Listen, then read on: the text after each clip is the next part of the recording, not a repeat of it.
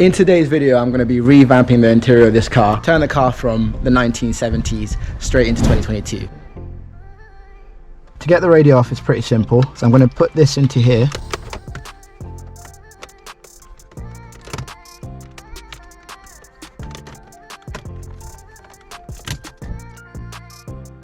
The radio is held on by 4 T20 screws, so to take it off is pretty easy.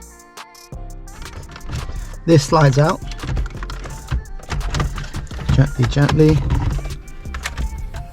Behind here, you've got a couple little bits that you have to take off. The first step's done. We've got the old radio out and we've got the adapter. So what I'm going to do is I'm going to connect this onto the old factory adapter, and then we're going to go and plug in the radio. With the new radio, I'm going to grab the aerial cable on like that,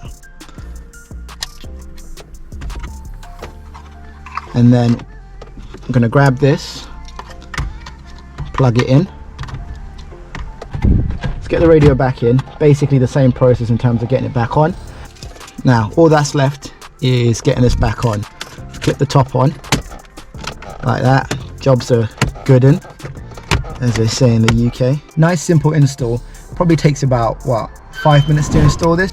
Let me show you what this thing can do, because this thing is cool. So I'm gonna go here and we're gonna go to YouTube. All right, and let's watch back.